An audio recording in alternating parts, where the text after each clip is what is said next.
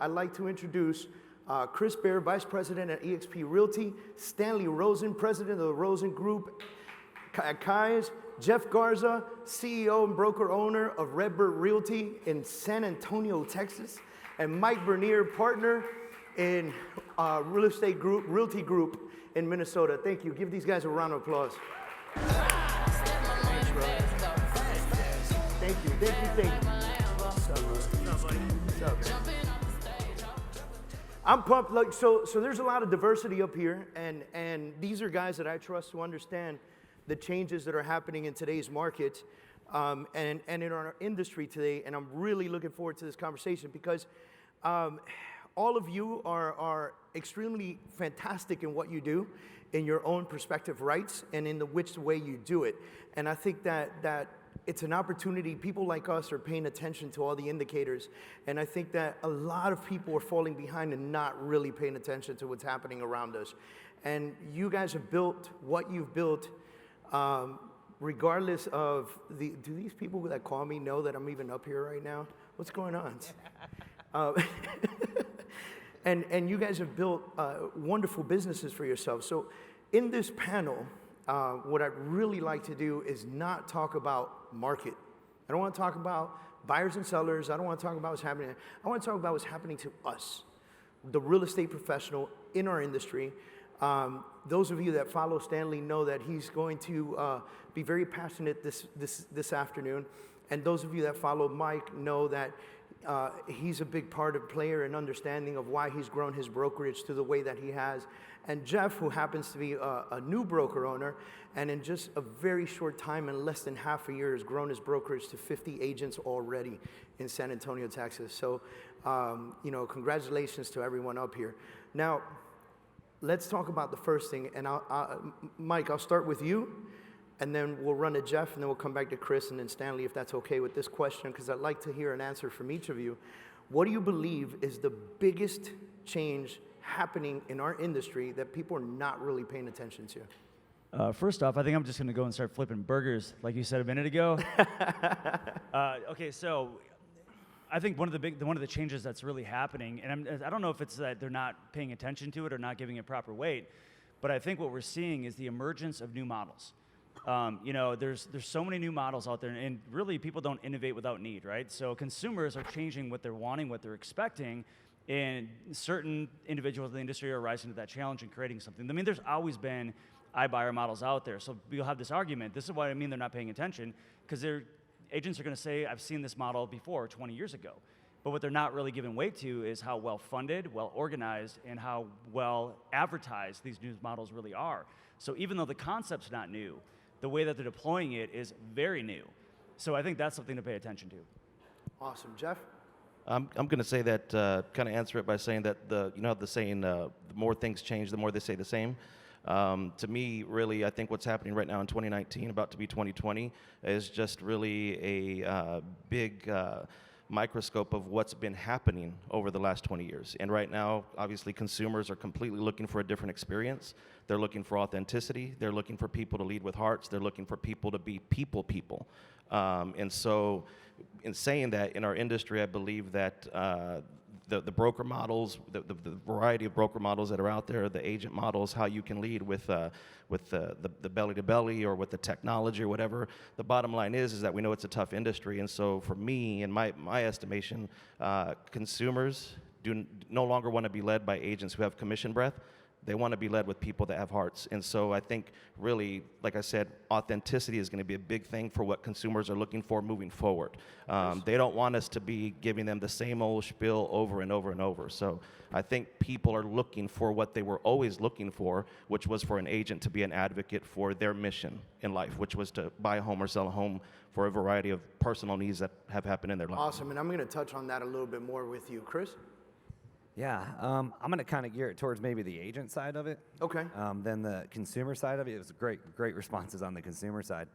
But as we see in the industry, I think the last statistics, about 66% of real estate is now ran by teams, which that's kind of a change, right? We used to be really kind of more of the independent brokerages or even the It is. We had a lot more brokerages. It was, but now it is the teams. And what we've really seen is teams are looking for platforms to run their business within. And that's really starting to shape and change the industry. And I mean, we see amazing teams, and half the time you don't even know who the brokerage really is, right? Because it's the team face. So I think we're going to see that progress more and more as the industry changes into more of a platform base than a traditional style that it used to be. Do you foresee the rules changing, allowing teams to promote themselves as brokerages in the future? Yeah, I don't think there's anything in the works that I know of for that. I do think it's still very important to know who the broker is in charge, right? Because that is still a person that takes the liability. You know, I came from being an independent brokerage owner. We know the importance of liability, and a lot of times too for these guys, you know, a lawsuit or two can close your doors down, right? Oh yeah. Yeah. So we're seeing that too, where a lot of the responsibility going into platforms, then taking the ownership. The actual team lead or former brokers of these offices are able to go out and do what they want without that liability, and actually invest more time into their people. And that's why it's grown so much. That's why it's grown so much. Did you guys know that the 80% of independent brokerages that shut down because of one lawsuit? Absolutely, yep. How crazy is that, right? Stanley. So I want you guys to know that we had a different furniture sponsor last year. Boga's here today because we had to find a new furniture sponsor. Last year, Stanley sat in a chair that was provided by our furniture sponsor, and he looked at the crowd. He goes, "First of all, why am I sitting on a German Shepherd?" We lost that sponsor.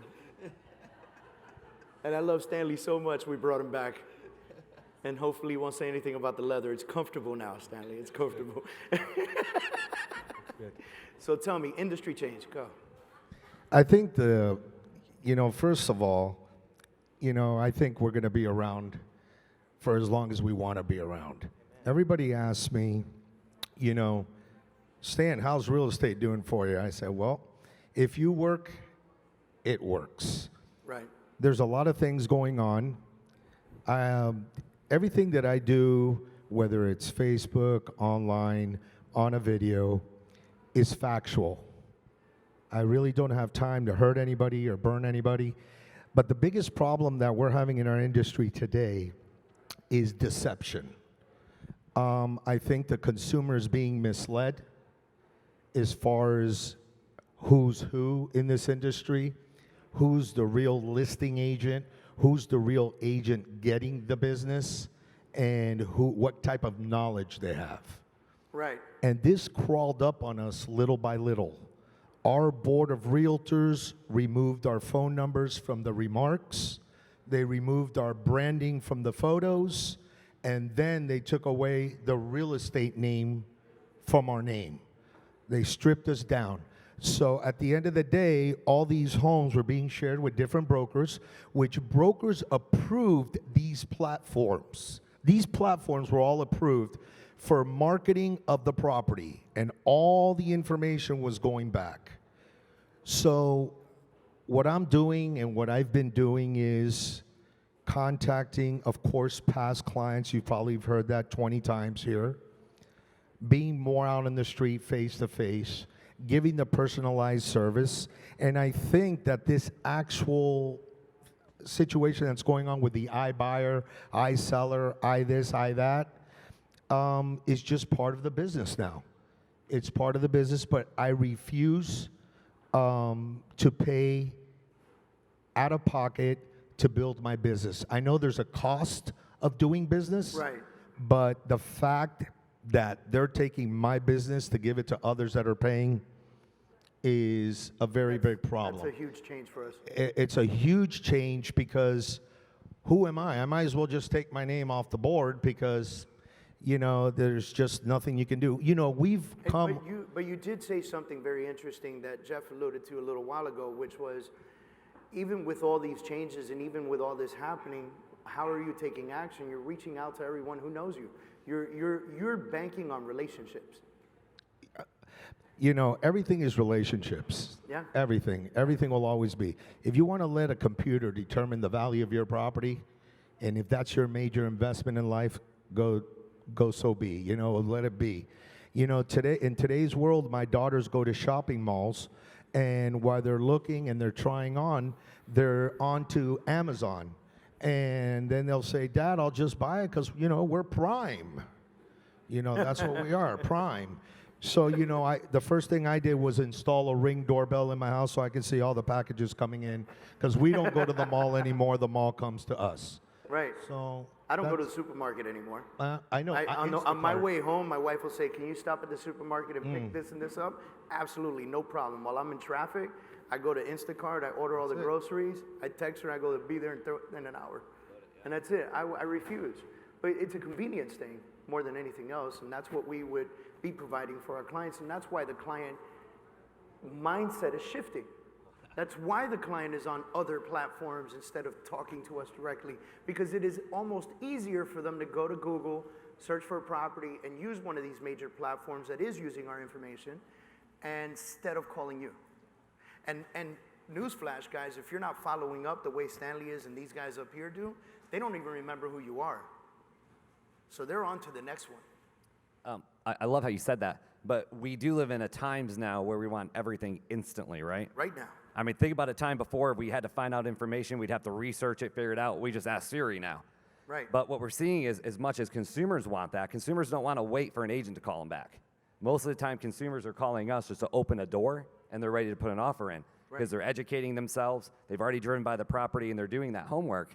But we're finding the agent side as well, where it's come to and now on-demand service is what they want. Right. They don't want to have to wait or drive somewhere. They want help. They want it at Starbucks. Right. They want it in their living room, wherever it is. And I think this is only going to progress. That's hilarious because I can't remember the last time I went to Starbucks. I Uber Eats it. See, you don't even go to Starbucks. But it's going to keep progressing, I believe, to a time where it's going to cause a shift that no one's going to be able to control.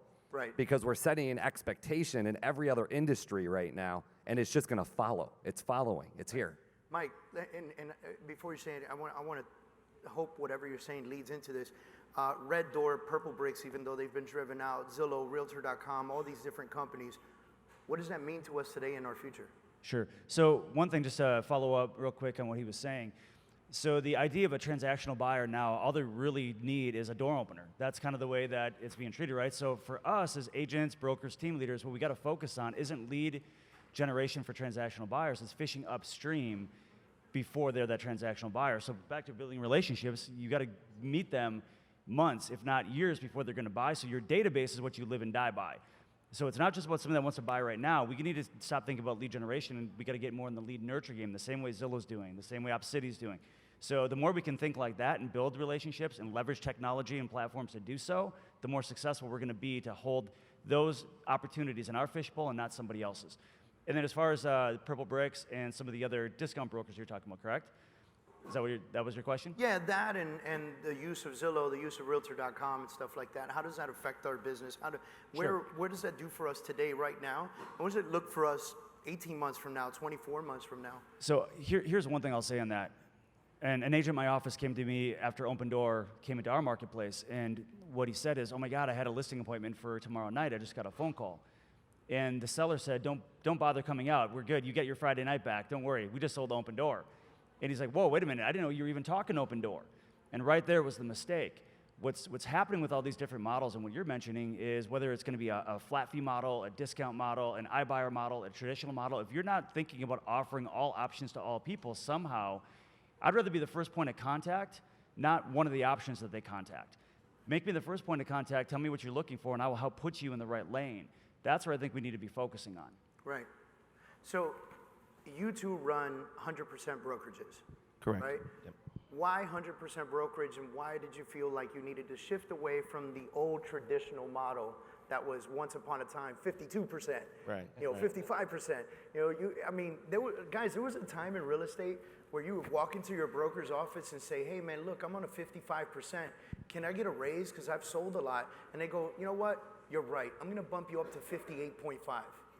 And you walk out of there like a champion, like you negotiated the hell out of that, right? Go flip burgers. Long over, right? Go flip burgers. Go flip burgers. Why did you trust? Man, this is I could talk for hours about this one, but the bottom line is that I was that high-producing agent down in San Antonio that paid my Texas brokers over however many years I was in production and had my team. I paid Texas brokers over $200,000 on my side, because of my level of production at that time. Right. And so it's interesting because now I interview, new agents and transfer agents and whatnot, and they never have profitability on the top of their mind. It blows my mind that they don't understand that their profitability is key. They can get technology, they can get automation, but they sure as hell better be able to afford it. Right. And if they're paying their brokers 30%, 40%, they're paying the IRS another 15%, let's just say, if they've got an aggressive tax strategy, and then after their MLS and fees and dues and everything else that we're doing with dry cleaning and clothes and car washes and everything, if we really boil it down, our hourly rate, we would probably all throw up in our mouth for how hard we work for what little return we actually bring. Right. So for me, the answer is this. I kind of like what Mike and Long said earlier.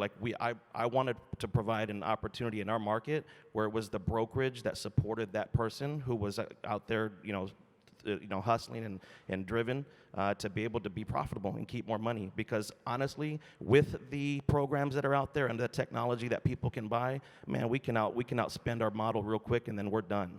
Right. And what we saw is exactly what he was talking about. But the rise of teams right now and how much production is going team, if you're running a team and you're running a lean on profitability, and now you're paying your brokerage, 20%, 30%, and now you're charging your agents, 50%, what's left over. Right. So you have to figure out a way that you can be profitable. So we saw the team thing rising years ago. We thought we were going to really create a great plug-and-play model for teams to jump into our system. They can keep 100% of the commission. They pay us a flat fee. And then they can build their splits down from that so they can pay their agents better. So we're attracting teams at a high level. Every year we're seeing more and more teams form and more different team models. It's not just one team model anymore. There's so many different ones kind of emerging. So we position ourselves in a marketplace to service that because we see that's where it's going. Okay. David, can I add just one thing here? So to me, I have an extensive social work background, as you know, right? Before I got into the sales industry, if you will. I actually don't believe I sell anything, but whatever. So what I came to realize is that the whole concept of, you're not worthy of 100% until you earn it, from a social work background, that's actually a very abusive mentality. That's a very abusive relationship, because if I have a daughter who I do in college and her boyfriend was saying, hey, babe, if you earn a good night on Saturday, for us to go to the movies, that'll be cool, but you need to put in the work this week. I tell her to get the hell out of that relationship. Right. Chris, eXp Realty, we made a big move personally, and a lot of people in this room don't actually know it because we haven't officially announced it, but Kurz Real Estate over the last 24 to 48 hours has completely merged into eXp Realty. And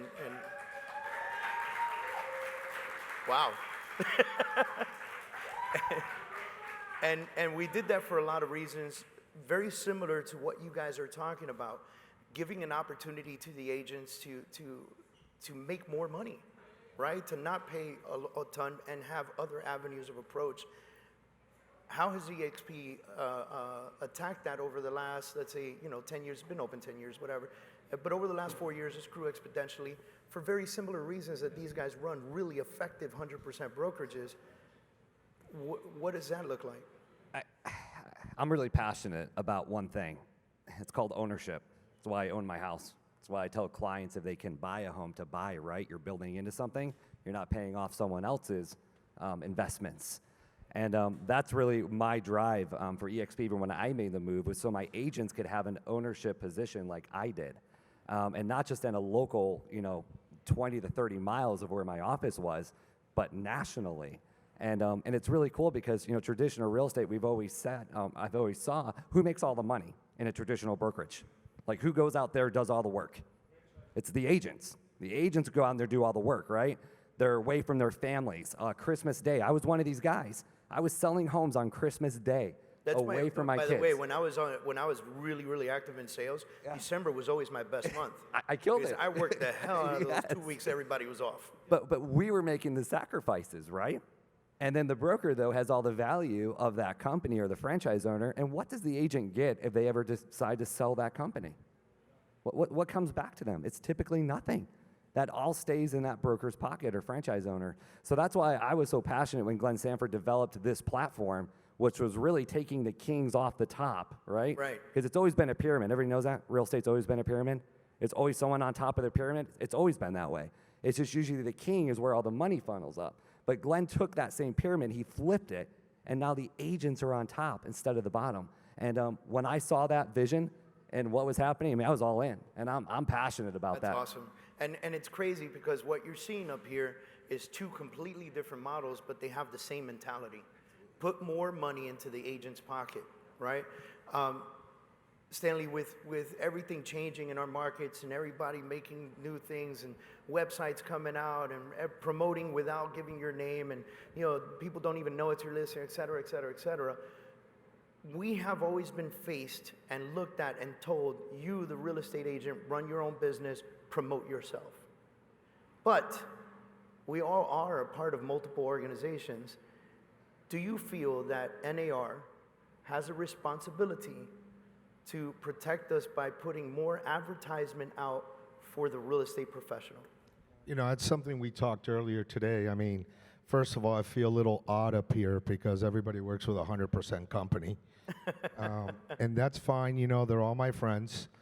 I don't have a problem because I think that's the most important thing, getting along together and unite.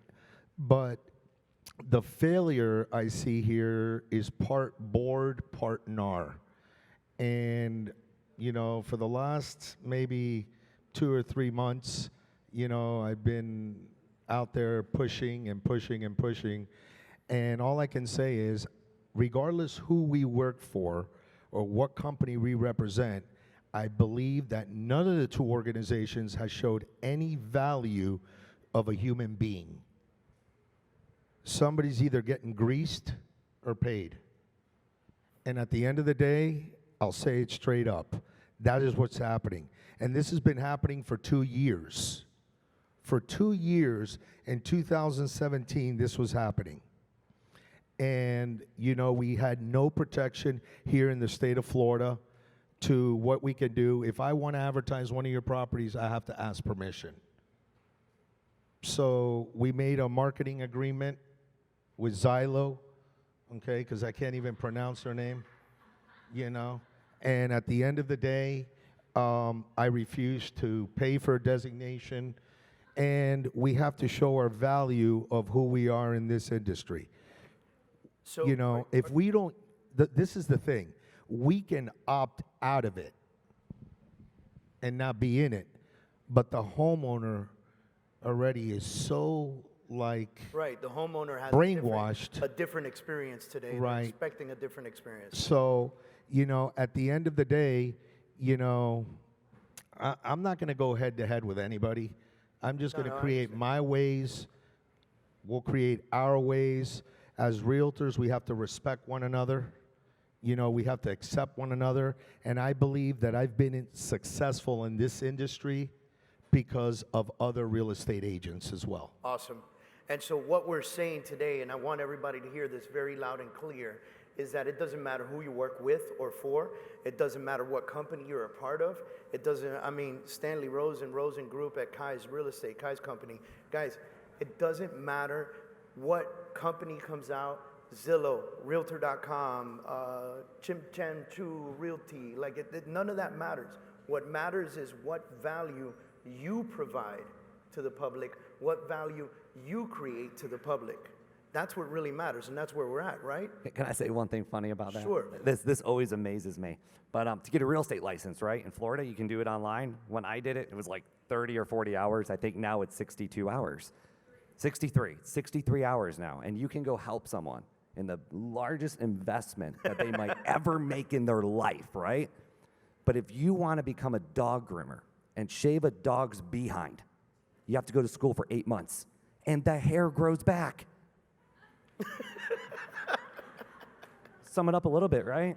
We've got to be professionals in this. We've got to go above and beyond. I got to be so crazy honest with you. That is a conversation that I've had way too many times, right? You want our industry to raise up, educate yourself more and more and more, right? And listen, the test is maybe never going to change. In my opinion, I think to be a real estate agent, the course should be minimum 6 months. The test should cost $500 so that you really study your butt off for it and take it one time.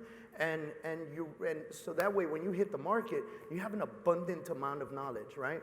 And we could spin in circles about that all day long, but it's not going to happen. So since that's not going to happen, How do you stand out in the industry? Stay extremely educated. You guys are doing it right now. You're here. You're here educating yourself. Stay extremely educated on what's happening in the market. Stay extremely educated on how you can better serve your clients. David, so let I was me going to say, say too, David, just to add on that. So a lot of times we get upset by the quality of agents. We all like to see it rise up, but keep in mind there's a silver lining to this. Because if everybody was great, you'd be average. So what I mean by that is just because there's a low barrier of entry and there's not a lot of great agents out there, it gives you such a huge opportunity for you to rise up and stand out and really build a book of business. you know, overall, at the end of the day, David, I'll close it up with this. Awesome. Okay? You know, all these iBuying companies that are out there are charging anywhere between 9 and 12% service charge. I just don't see, you know, they just used a different name They for changed the name. commission. So maybe we should do that. You Instead know, of charging a so commission, we charge we a are service now charge. we have now become the Walmart of real estate because we're 6%. Okay, and they call it a service charge. I call it a commission. And that's the way they're advertising it. If somebody's going to get their biggest investment and take a 15 to 20% haircut on top of a 9 to 12, you know, I had 3 business partners do a Zillow offer online, and it's incredible. Between $60,000 to $89,000 in combination with the 9.7% service charge plus 15 to 20% below market. Now, everybody that is here, if we as realtors had the opportunity to buy these houses 15 to 20% below market All day and long. make a 9.7 service charge, we do it all day long. We do it all day long. So, you know, this is just another part of the business. I've been slowing down with the rants and just coming up with ideas. But guy, let me tell you, that's such a great piece of knowledge. That shows that you actually educated yourself on the iBuyer program while 90% of the market went, iBuyer, oh no. Oh no, we Right? actually It's went true. through the It's true. process. I met the home advisor that didn't know his head from his ass.